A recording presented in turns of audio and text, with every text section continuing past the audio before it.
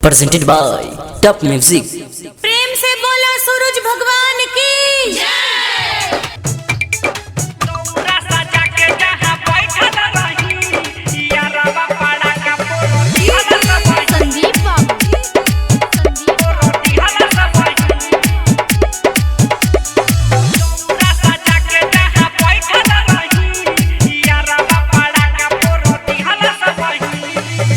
सजे धज के गइल रही घाटे गोलटिका कइले रही माथे।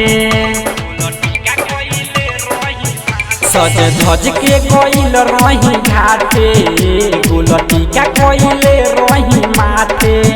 रही अरभ सजैले ओमे नींबू नारियल धइले रही अरभ सजैले ओमे नींबू नारियल धइले माई के ध्यान में डूबल रही। दौरा सजा के जहाँ बैठल रही यारवा पाड़ा का फोर दिहल सबही। दौरा सजा के जहाँ बैठल रही यारवा पाड़ा का फोर दिहल सबही। संदीप बाबू सजा के जहाँ बैठल रही यारवा पाड़ा का फोर दिहल सबही।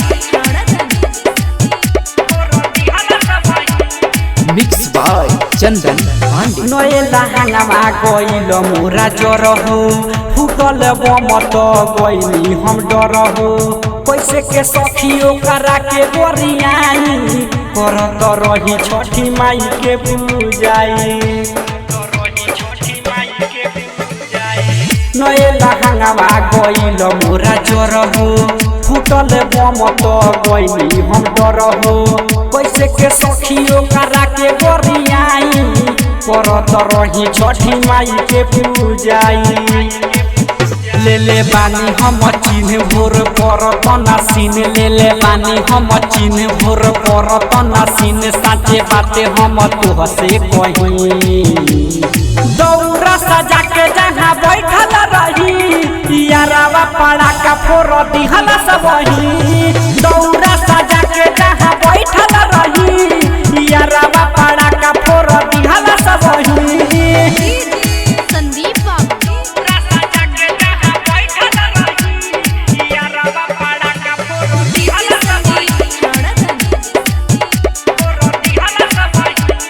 Mixed by Chandan Pandey। ओढ़नी में छेद सखी भइले अनगिनते राइटर रजितावा के बानी हम चिन्हते। ओजन का रहे बजावल जरूरी मन करे ओकर हम फोर दीही मुड़ी। ओढ़नी में छेद सखी भइले अनगिनते राइटर रजितावा के बानी हम चिन्हते। ओजन का रहे बजावल जरूरी मन करे ओकर हम फोर दीही मुड़ी। कहे जनदन छय छठी मैया के जय कहे जनदन छय छठी मैया के जय संगे हम बोलते रही। दौरा सजा के जहाँ बैठल रही यारवा पाड़ा का फोर दिहल सबही। दौरा सजा के जहाँ बैठल रही यारवा पाड़ा का फोर दिहल सबही। Mixed by Chandan Pandey।